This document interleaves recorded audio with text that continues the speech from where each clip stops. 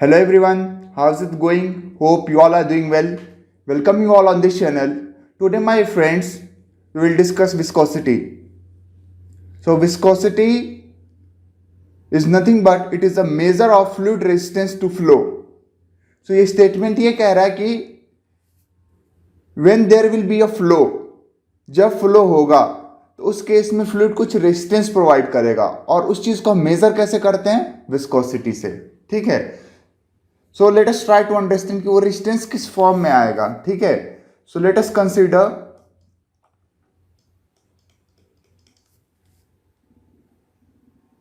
A pendulum hanging from the roof. Okay.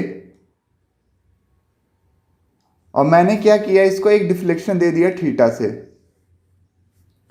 और theta से deflection देने के बाद मैंने इसको छोड़ दिया. ओके. सो थीटा देने के बाद छोड़ दिया. सो क्या होगा, ये ऑसिलेट करेगा about the mean position, right. It will oscillate. और हम ये ऑब्जर्व करेंगे कि after some amount of time this pendulum will come to rest. So अब हम सोचे ये रेस्ट पर कैसे आया, कि what could be the reason behind this, कि रेस्ट पे आने का रीजन क्या है. ठीक है. सो रेस्ट पर आने के लिए कुछ रेजिस्टेंस प्रोवाइड हुआ होगा इसके मोशन में. There should be some resistance in the motion of the pendulum. और वो रेजिस्टेंस कौन प्रोवाइड करेगा? एयर. सो जो पेंडुलम ये ऑसिलेट कर रहा है, ये एयर के प्रेजेंस में ऑसिलेट कर रहा है. तो एयर क्या है? एक फ्लूइड है. सो ये फ्लूइड क्या करेगा? एक रेजिस्टेंस प्रोवाइड करेगा इसके मोशन को. वो रेजिस्टेंस कैसे प्रोवाइड करेगा? एयर है तो यहां पे बहुत सारे मॉलिक्यूल्स होंगे.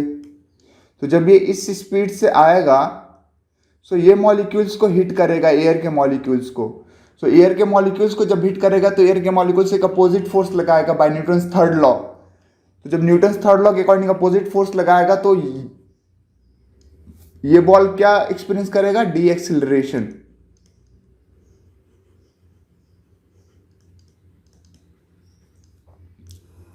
सो ये डी एक्सिलरेशन एक्सपीरियंस करेगा. उसी को बोलते हैं क्या? Resistance, right. सो ये रेजिस्टेंस जो प्रोवाइड किया, वो एयर किस प्रॉपर्टी की वजह से रेजिस्टेंस ये प्रोवाइड कर पाया है? ये रेजिस्टेंस प्रोवाइड कर पाया एयर विस्कोसिटी की वजह से. Okay my friends. सो ये रहा एक एग्जांपल एयर के केस में. अब मैंने क्या किया कि सेम पेंडुलम को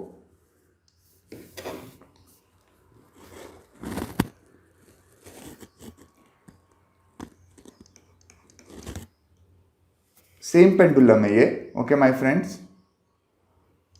इसको मैंने सबमर्ज कर दिया वाटर में.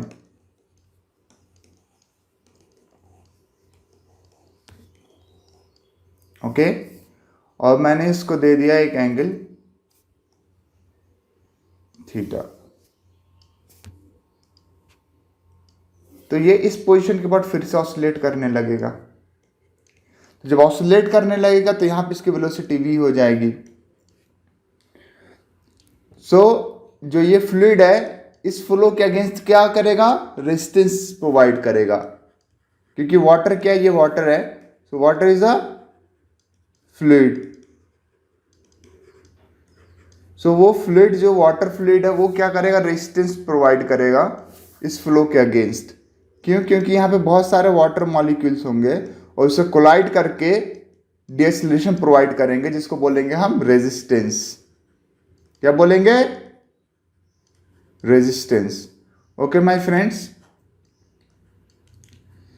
तो अब हम ये कंपेयर करते हैं केस 1 और केस 2 से.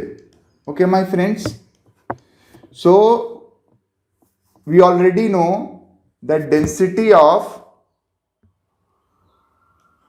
air is less than the density of water. सो यहां पे वाटर मॉलिक्यूल्स हमारे ज्यादा होंगे और एयर मॉलिक्यूल्स कम होंगे, as it is evident from the figure. क्यों? Because water is closely spaced है. उनके मॉलिक्यूल्स क्या है? क्लोजली स्पेस्ड है. क्लोजली स्पेस एक दूसरा इंडेक्स होता है डेंसिटी का. तो जितना ज़्यादा डेंसिटी होगा मॉलिक्यूल उतने ज़्यादा क्लोजली स्पेस्ड होंगे। यह हमने पिछले लेक्चर में पढ़ चुके हैं अंडर प्रॉपर्टी कॉल्ड डेंसिटी। तो जितनी ज़्यादा डेंसिटी होगी मॉलिक्यूल्स उतने ज़्यादा क्लोजली स्पेस्ड होंगे। तो वाटर के मॉलिक्यूल्स क्या हैं, क्लोजली स्पेस्ड है as compare to air molecules.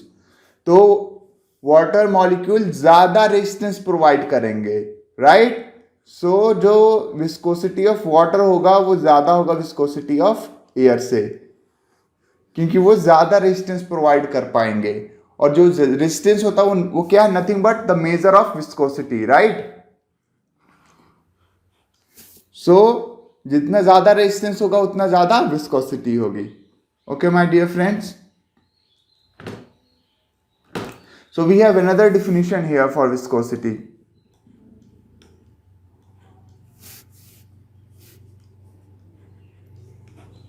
It is property which offers the resistance, this is another type of resistance between two adjacent layers. ये हम पिछले lectures में पढ़ चुके हैं, that is lecture number 1. So let us try to understand what this sentence says. So I have considered a flat plate which is fixed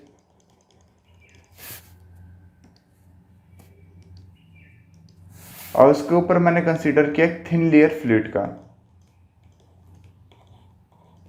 ये thin layer है और I have considered a plate at the top. Now I have applied a force F over here, and if I divide this with area, then it is nothing but a shear stress. So basically I have applied a shear stress on the plate such that the plate moves at a constant velocity v. So v is constant. So if I say this top layer, the particles will be attached with this plate and it will move with constant velocity v, and this velocity will decrease to 0 at the boundary, right? So at the boundary the water molecules are having 0 velocity. So there will be various layers between these two, and these layers will provide resistance. Why? Because these layers will be having molecules, and these molecules will pull each other and generate a resistance.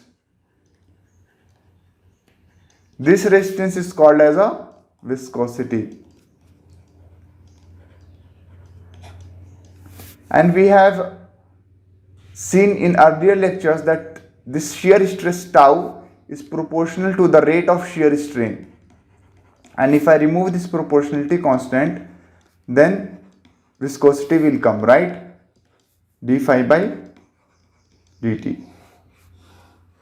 Okay my friends, so this is how we know about viscosity. Another definition, another type. So here between the layer there will be resistance, and that resistance we call as a viscosity. So let us derive the formula for shear strain in terms of velocity. So now this velocity will be variable from boundary to v, right? So let us consider the velocity profile at any point on the boundary is like this. Okay my friends, so here at the top it is v, here it is 0, right? And it will vary, there will be some relation. So basically what is this diagram? At this point the velocity will be 0 here, right? It will increase to v. So at various layer points what is the velocity, that is that diagram, right? So at this point there will be some velocity, at this point there will be some velocity, at this point there will be some velocity, at this point there will be certain velocity, some velocity. So that this is that diagram only. Okay, so I have drawn the zoom diagram. Now I have taken an element here, that is dy. Okay, so at this point let's suppose the velocity is u. So when I move up dy, then the velocity will be u plus du. Okay, my friends. Okay, so here the velocity will be different, right? So again, let's draw the diagram. This is u plus du.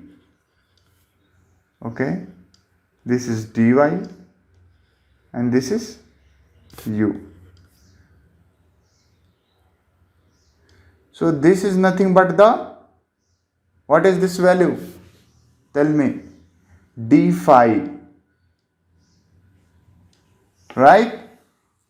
This value is d phi, that is change in shear strain in small element dy due to the application of shear stress. So when we apply the shear stress, the layers will slide upon each other and there will be some shear strain introduced between these two layers. This is layer number 1 and this is layer number 2. Okay, my friends. So what is this distance? This is nothing but u into dt. In delta t time this thing occurs. What is this distance? U plus du into dt. So if I write down the formula for d phi, tan of d phi is nothing but u plus du into dt minus u into dt upon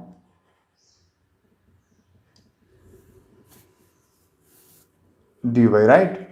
So this length upon this length, right, my friends? So because this phi is very small value, so I can write d phi. Okay, u dt will cancel with each other, so I'll be having du into dt upon dy. So now from this relation I can write down d phi upon dt, that is rate of shear strain, is nothing but du upon dy. So now the equation 1 now we can write down in this way, du upon dy, and this is very important formula, my dear, the equation number 2, and it will be used very frequently to solve numerous problem on viscosity. Okay, my friends. So let us see another topic, that is Newton's law of viscosity. So Newton's law of viscosity is nothing but this formula with 1 to 2 assumptions. So what are those assumptions? Let us try to understand, and you have to memorize that assumptions, and it is very important. Mostly people will leave that assumptions and remember this formula only.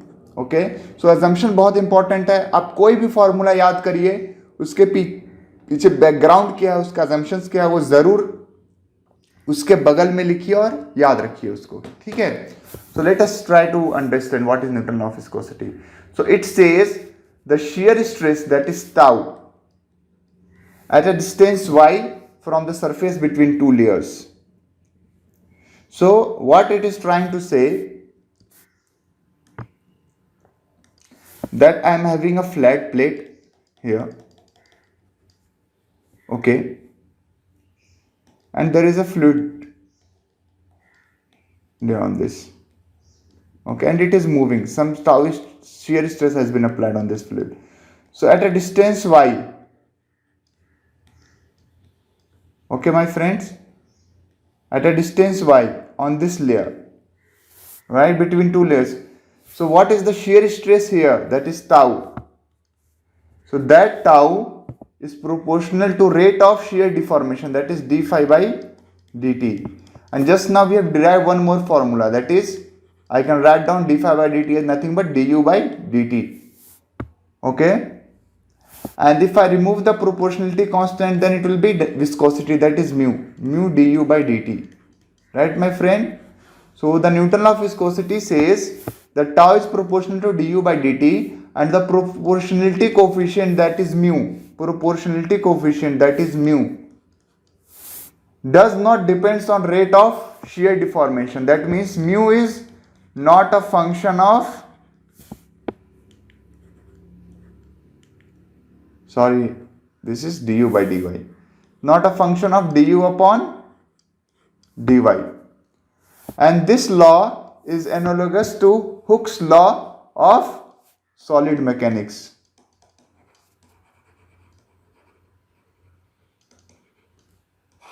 And this Hooke's law is mostly and widely used in solid mechanics. Similarly, this is also analogous to that, and it will be widely used.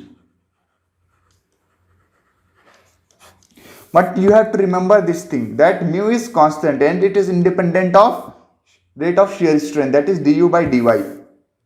And fluids which follows Newton law of viscosity are known as Newtonian fluids. Okay, my friends.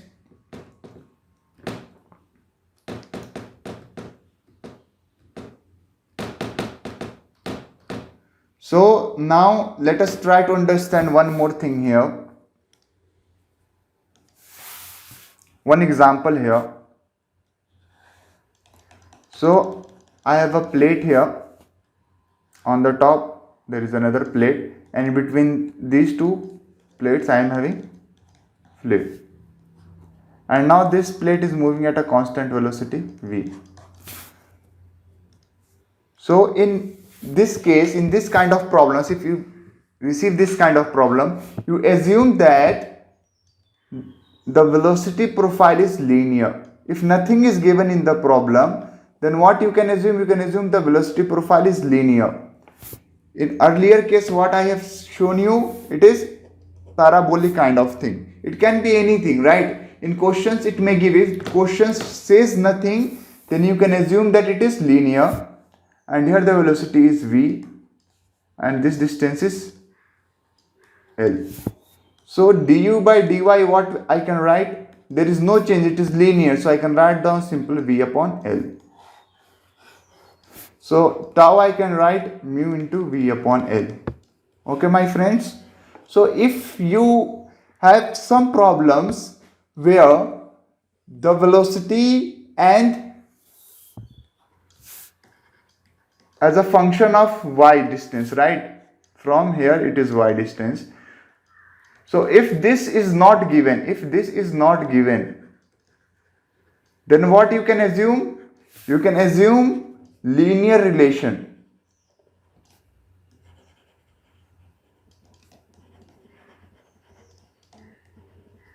That is, u is nothing but vu upon L. So this is the linear relation. From here, if I differentiate, v upon L is constant, so what will be u? Vy upon L. Okay?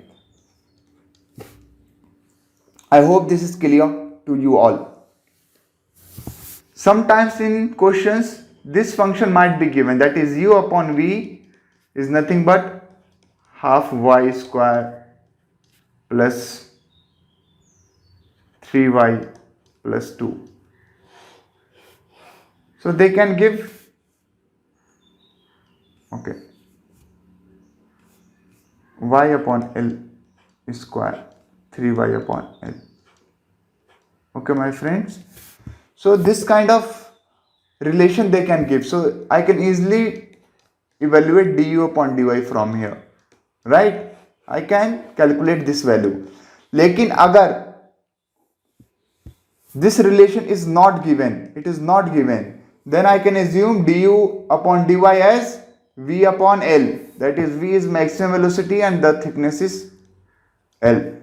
Okay, so this is the one thing that I wanted to explain here. So now let us move to our next topic, that is unit of viscosity. What is unit viscosity, right? Unit of viscosity. और कभी कभी इससे भी questions आ जाते हैं my dear.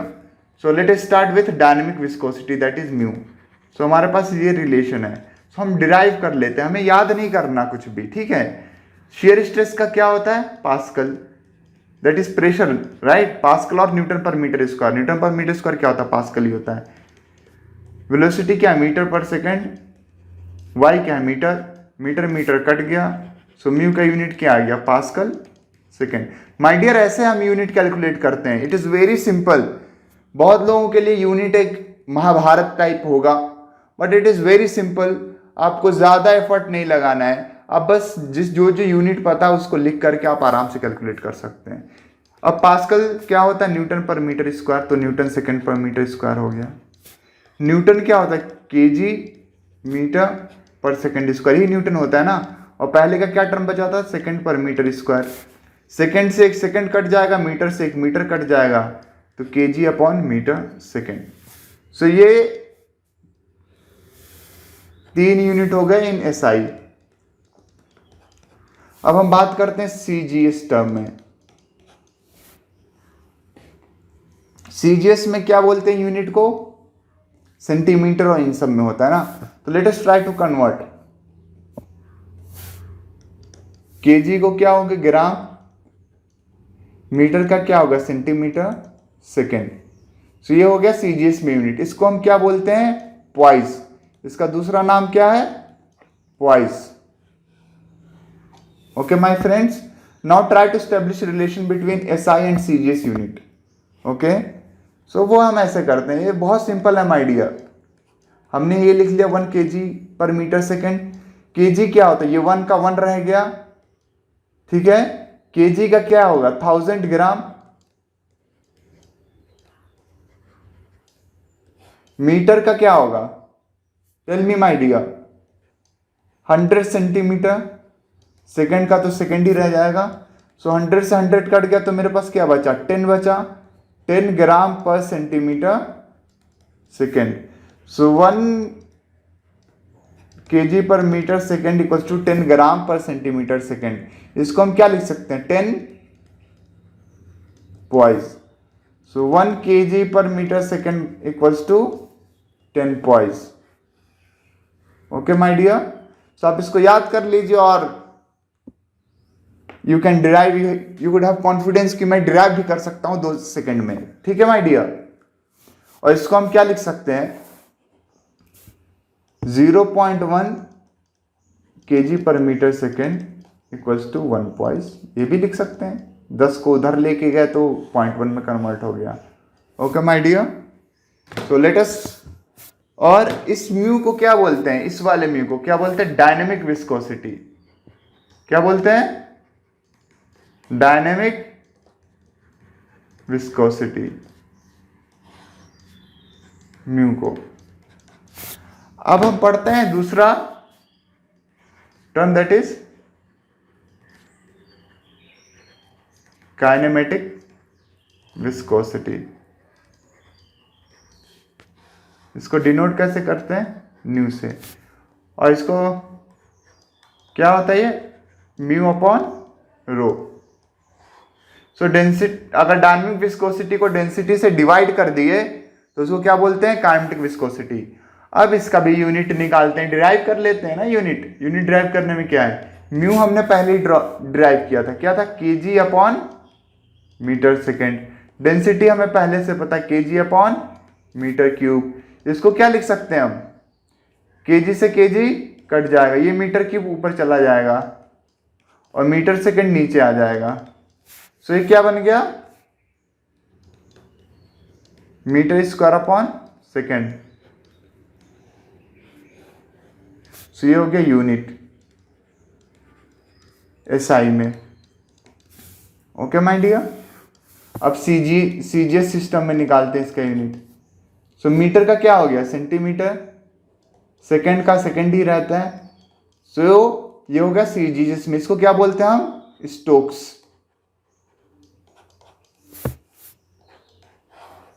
Okay my dear, सो अब हम रिलेशन निकालते हैं सीजीएस और एसआई में। सो एसआई लेते हैं 1 मीटर स्क्वायर पर सेकेंड। मीटर 1 का 1 रह गया, मीटर को अगर हम करेंगे सेंटीमीटर में क्या होगा, 100 सेंटीमीटर, और स्क्वायर है तो 100 square centimetre square upon second. So 100 square क्या बन गया, 10⁴ सेंटीमीटर स्क्वायर अपॉन सेकेंड। इसको हम क्या लिख सकते हैं, सेंटीमीटर स्क्वायर पर सेकेंड को क्या लिख सकते हैं, स्टोक्स। ऊपर ऊपर देखिए, ऊपर। इसको हम ऐसे भी लिख सकते हैं, अगर 10⁴ को इधर लेके आए तो क्या बन गया, 10⁻⁴ equals to 1। So my dear ऐसे हम यूनिट डिराइव करते हैं, हमें याद नहीं करना कुछ भी। ये 2 लाइन का है, ये अगर हम अपने दिमाग में बैठा लें, मीटर का क्या होता है 10⁻² centimeter, right, 100 centimeter. Meter square क्या होगा 10⁻4। So within fraction of seconds, 1 second भी नहीं, फ्रैक्शन ऑफ सेकेंड्स में आप निकाल सकते हैं कि 1 स्ट्रोक में कितना मीटर स्क्वायर पर सेकेंड होता है। Okay my dear, so let us move to our next topic, that is dependence of viscosity or kinematic viscosity in terms of temperature, कि टेम्परेचर से क्या इफेक्ट पड़ता है विस्कोसिटी पे। ठीक है माय डियर, सो हम यहां पे 2 चीज एनालिसिस करेंगे, पहला लिक्विड के लिए और दूसरा गैस के लिए। तो सबसे पहले हम देखते हैं लिक्विड। सो लिक्विड में विस्कोसिटी कैसे आता है वो अंडरस्टैंड करते हैं। सबसे पहले हमने क्या किया, लिक्विड। दूसरा यहां पे क्या करेंगे, हम गैस का एनालिसिस करेंगे। सबसे पहले हम लिक्विड के केस में देखते हैं कि इसमें लिक्विड में विस्कोसिटी क्यों आता है। सो जैसे ये लिक्विड के लेयर्स हैं, वाटर ही मान लो इसके लेयर्स हैं, ठीक है। सो मैंने बोला जब यहाँ पे आप शेयर स्ट्रेस टाउ लगाएंगे, ये लेयर्स हैं माय डियर, लिक्विड के लेयर्स हैं, ठीक है। मैंने सॉलिड लाइन से ड्रॉ कर दिया, बट ये क्या लिक्विड के लेयर्स हैं। सो इस लेयर्स पे बहुत सारे मॉलिक्यूल्स होंगे, ये मॉलिक्यूल्स एक दूसरे को इंटरेक्ट करेंगे, अट्रैक्ट करेंगे, अट्रैक्शन, फोर्स ऑफ अट्रैक्शन लगेगा, मॉलिक्यूलर इंटरेक्शन। तो उसी से क्या बनता है हमारा रेजिस्टेंस, और उसी रेजिस्टेंस से बनता है विस्कोसिटी। सो अगर हम, ये हो गया रीजन, हो गया लिक्विड के केस में फॉर विस्कोसिटी। क्या रीजन है, molecular interaction. Okay my dear, तो अगर हम टेम्परेचर बढ़ाते हैं तो मॉलिक्यूल का डिस्टेंस, मॉलिक्यूल वाइब्रेट करने लगेगा, फ्लूइड का मॉलिक्यूल क्या करेगा, वाइब्रेट्स का एम्पलीट्यूड बढ़ जाएगा। ये तो हमें पता ही है माय डियर थर्मोडायनेमिक्स के कॉन्सेप्ट से, कि जब भी हम मटेरियल को हीट करते हैं, चाहे वो फ्लूइड हो कुछ भी हो, तो वाइब्रेशन बढ़ जाता है। तो जब वाइब्रेशन बढ़ेगा तो उसका एम्पलीट्यूड बढ़ेगा, तो एवरेज डिस्टेंस बिटवीन मॉलिक्यूल बढ़ गया, एवरेज डिस्टेंस बढ़ गया। सो जब एवरेज डिस्टेंस बढ़ जाएगा तो अट्रैक्शन फोर्सेस क्या हो जाएंगे,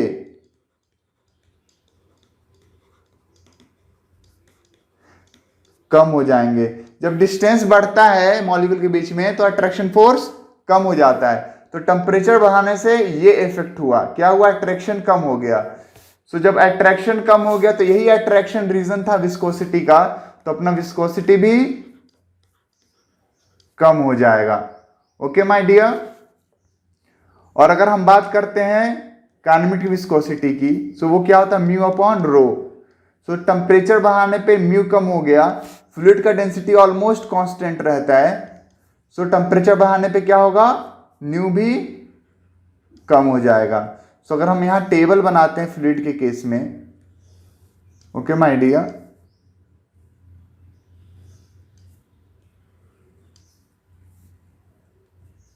तो हमने टेम्परेचर क्या किया, बढ़ाया है, ये म्यू है, ये न्यू है, और हम किसकी बात कर रहे हैं, लिक्विड के केस में। सो टेम्परेचर बढ़ाने पे म्यू भी कम होगा और न्यू भी कम होगा। ओके माय डियर, अब बात करते हैं गैस के केस में। गैस के केस में हमारे पास ऐसे मॉलिक्यूल्स होंगे दूर दूर, सो इनके बीच में अट्रैक्शन ऑलरेडी कम ही है।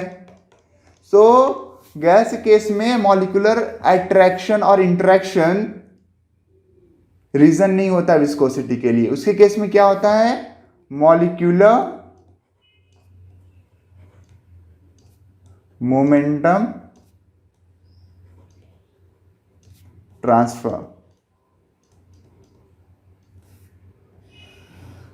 सो जो मॉलिक्यूल के बीच में मोमेंट्स होते हैं ना, जिनके मोमेंटम होगा इन सब का मॉलिक्यूल्स का, वो आपस में ट्रांसफर करते रहते हैं। जो भी ऑब्जेक्ट होगा उसको ट्रांसफर करेंगे, आपस में भी ट्रांसफर करेंगे। ये बहुत रैंडम बिहेवियर होता है इनके, इधर उधर मूव करते रहते हैं, इधर उधर ऐसे मूव करेंगे, इधर उधर मूव करेंगे, तो उससे मॉलिक्यूलर मोमेंटम ट्रांसफर होगा। तो जब मॉलिक्यूलर मोमेंटम ट्रांसफर होगा तो उसकी वजह से क्या आता है, हमारा विस्कोसिटी आता है। तो जब हम टेम्परेचर बढ़ाएंगे माय डियर, जब हम टेम्परेचर बढ़ाएंगे तो क्या होगा, molecular momentum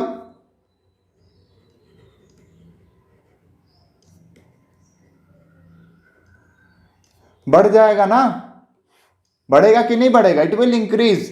when we increase the temperature the molecular momentum will increase and this cause the viscosity to increase in case of gas.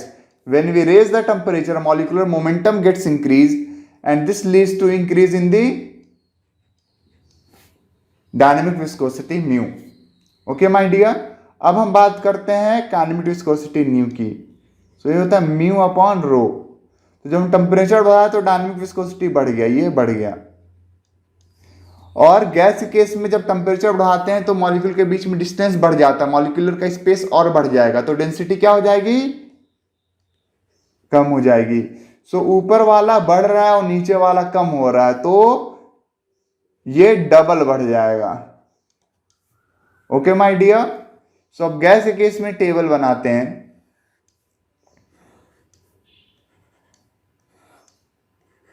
हम क्या कर रहे हैं, टेम्परेचर इंक्रीज कर रहे हैं। ओके माय डियर, क्या कर रहे हैं हम, टेम्परेचर इंक्रीज कर रहे हैं। सो गैस के केस में म्यू क्या होगा, बढ़ेगा, और न्यू डबल बढ़ेगा। Okay my dear, so I hope it is clear to you all. Let us move to our next topic, that is classification of fluid. So हमने अभी पढ़ा था कुछ देर पहले कि जो Newton law of viscosity follow करेगा उसको क्या बोलेंगे, Newtonian fluid.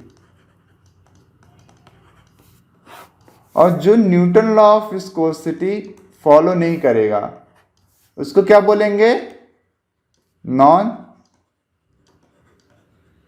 Newtonian. What is the mathematical expression for Newtonian fluid? It is analogous to Hooke's law, that is tau equals to mu du upon dt. What is du upon dt? Is rate of shear strain. What is mu? Dynamic viscosity. What is tau? Shear stress. What is the unit of dynamic viscosity?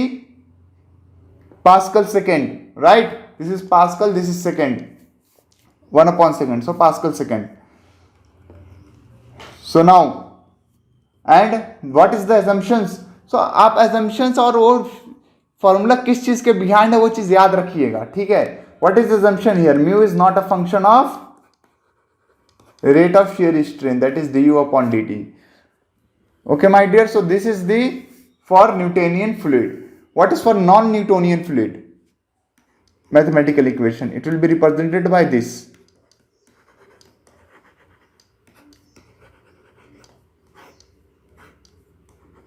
Okay my dear, so based upon the value of B and N we have various fluids. So let us consider now fluid number 1, that we call as a dilatant fluid.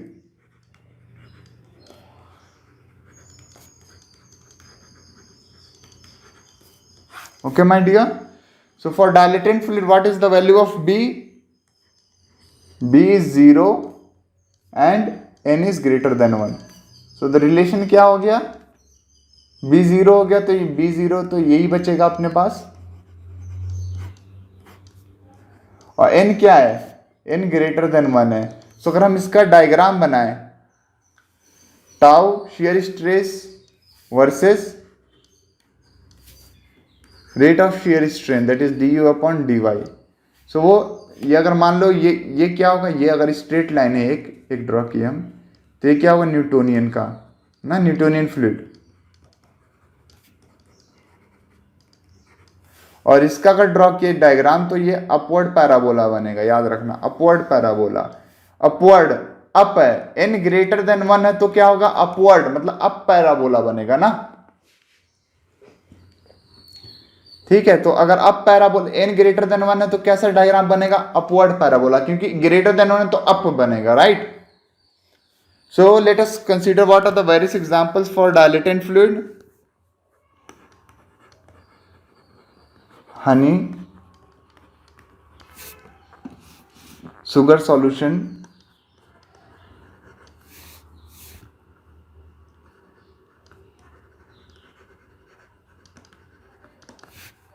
Butter solution. आप याद कर लीजिए इसको। सो ये याद कैसे करना है कि n greater than 1 for dilatant fluid. आप इस कंसीडर, ये टर्म कंसीडर करिए, दिल। दिल क्या होना चाहिए, बड़ा, राइट। सो दिल बड़ा मतलब n बड़ा, n ग्रेटर देन 1, राइट। सो n ग्रेटर देन 1 हो गया। अब डायग्राम कैसे याद करना है, जब अपवर्ड पैराबोला होगा या डाउन, दो ही कंफ्यूजन, या तो अपवर्ड पैराबोला ऐसे होगा या ऐसे होगा। सो अपवर्ड पैराबोला मतलब n ग्रेटर देन 1, अपवर्ड मतलब अप होना चाहिए, ऊपर होना चाहिए n greater than 1। Okay my dear. So second हम कंसीडर करते हैं क्या, स्यूडोप्लास्टिक।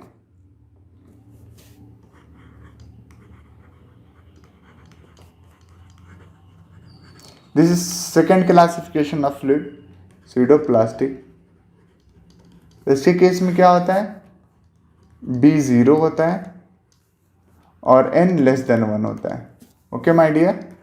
तो रिलेशन क्या होगा, mu du upon dy to the power n, where n is less than 1।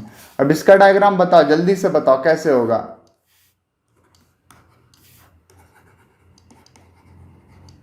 वो होगा डाउनवर्ड पैराबोला, क्योंकि n लेस देन 1 है, डाउनवर्ड पैराबोला। ये रेफरेंस लाइन है जो कि न्यूटोनियन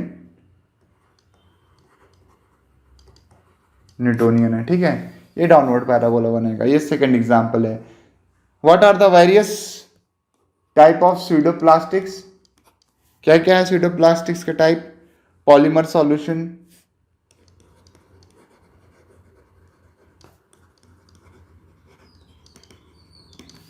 ब्लड, मिल्क। सो इसका फिजिकल सिग्निफिकेंस क्या बोलना चाह रहा है, ये फिजिकल सिग्निफिकेंस क्या है इसका, कि जैसे जैसे शियर स्ट्रेन बढ़ेगा, ओके माय डियर, जैसे जैसे आपको शियर स्ट्रेन बढ़ेगा, जो rate of increase in tau है ना वो कम होता जाएगा, राइट। मतलब इसका मतलब ये है कि जितना ज्यादा आप शियर स्ट्रेन प्रोड्यूस करेंगे, धीरे धीरे उसका रेजिस्टेंस कम हो जाएगा फ्लूइड का, ठीक है। डायलेटेंट के केस में क्या है कि जैसे जैसे हम शियर स्ट्रेन बढ़ाते जाएंगे वो और गाढ़ा होता जाएगा और ज्यादा रेजिस्टेंस प्रोवाइड करने लगेगा, और एक टाइम ऐसा है कि बहुत ज्यादा रेजिस्टेंस हो जाएगा और वो इनफाइनाइट हो जाएगा। समझ गए माय डियर। और ऐसे केस में क्या होगा कि स्यूडोप्लास्टिक के केस में इसका फिजिकल सिग्निफिकेंस यही है कि जैसे जैसे ये शियर स्ट्रेन बढ़ेगा, सो अपना देखो टाउ कम होता जा रहा ना, तो मतलब रेजिस्टेंस कम होता जा रहा है टाइम के साथ नहीं, शियर स्ट्रेन के साथ, जैसे जैसे आप शियर स्ट्रेन ज्यादा अप्लाई करते जा रहे हैं, ठीक है। तीसरा हमारा एग्जाम्पल क्या है, बिंघम प्लास्टिक। क्या है,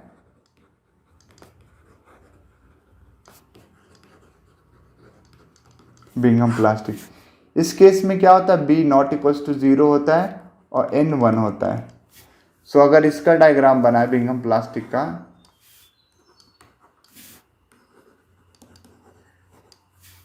तो वो लीनियर होगा और यहां से स्टार्ट होगा क्योंकि b नॉट इक्वल्स टू 0 है, ठीक है। ये होगा इसका relation. Okay my dear. What are the various examples of Bingham plastic, toothpaste और gel. Okay my dear, let us move to our fourth example. क्या है, थिक्सोट्रोपिक।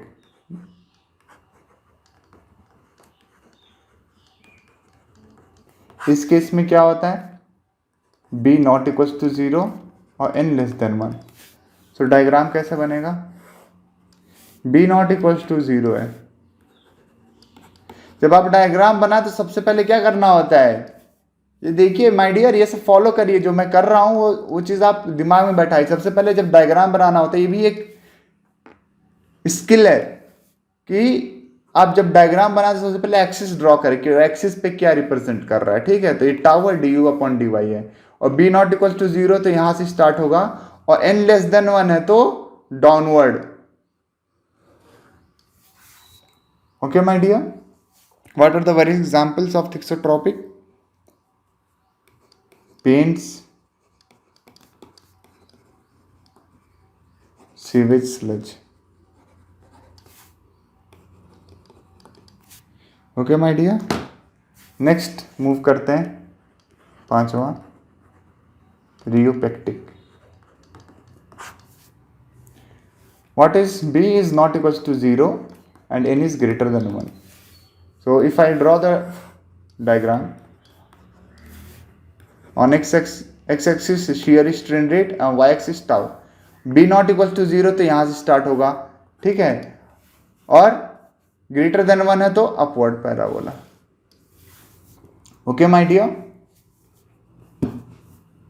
और इसके एग्जांपल्स क्या है रियोपेक्टिक के? प्रिंटर इंक,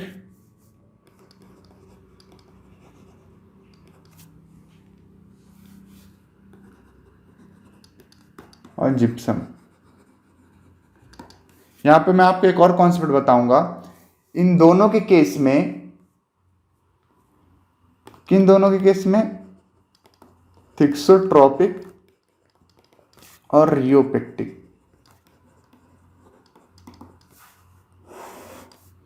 इन दोनों के केस में जो म्यू होता है ना, वो फंक्शन ऑफ शेयर स्ट्रेन बस नहीं होता है,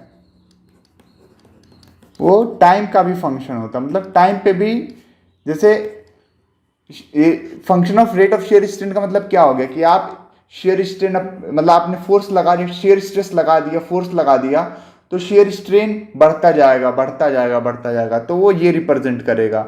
और दूसरा चीज क्या होगा, आप बहुत टाइम तक लगा दिए उसको, तो वो ये रिप्रेजेंट करेगा, ठीक है माय डियर।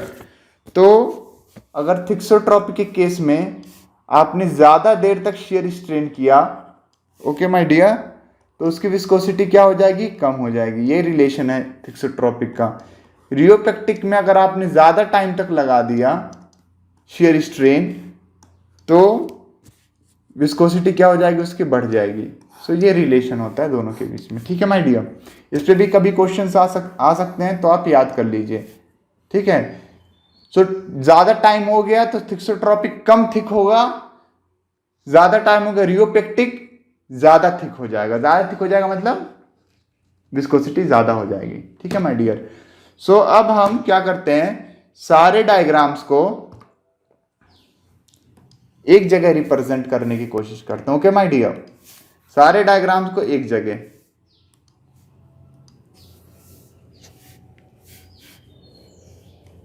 और यहीं से हम सब कुछ याद कर लेंगे, ओके माय डियर। ये हो गया न्यूटन, ये हो गया, अभी बताते हैं क्या हो गया, पूरा ड्रॉ कर लेने तो। सो अपवर्ड पैराबोला है ना, अपवर्ड मतलब अप मतलब n ग्रेटर देन 1, और एक कौन सा फ्लूइड है, दिल वाला, दिल्ली का दिल, दैट इज डायलेटेंट फ्लूइड। ये तो सबको पता ही है, न्यूटोनियन है। और इसका क्या होगा, n डाउन है, मतलब कम होगा, डाउन है n, और इसको क्या बोलते हैं, स्यूडोप्लास्टिक, ठीक है माय डियर। तो ये तीन तो आपको याद हो गए, इसमें कुछ नहीं करना है। अपवर्ड मतलब n बड़ा हो गया, और किसका n बड़ा होता है, दिल बड़ा होता है, डायलेटेंट का। फिर दूसरा जो बचा वो स्यूडोप्लास्टिक हो गया। फिर यही सिमिलर ग्राफ यहाँ पे भी बनता है जब b नॉट इक्वल टू 0 है, ठीक है। सो वही सेम ग्राफ ही बनाएंगे जब b नॉट इक्वल टू 0 होगा। एक ऐसे बनेगा, एक ऐसे बनेगा, और दूसरा ऐसे बनेगा। ओके माय डियर, इसको क्या बोलते हैं? Bingham. Bingham plastic. Okay my dear, इसको क्या बोलेंगे? रियोपेक्टिक। और इसको क्या बोलेंगे? थिक्सोट्रॉपिक। सो इन सब के लिए बी क्या है? नॉट इक्वल टू 0 है। और ये ऊपर है तो एन क्या होगा? बड़ा होगा। ये नीचे तो एन छोटा होगा, और इसके लिए एन 1 होगा। और इन तीनों के लिए बी इक्वल टू 0। ठीक है my dear.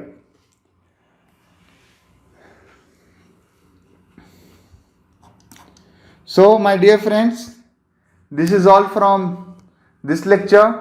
I hope all concepts are clear to you.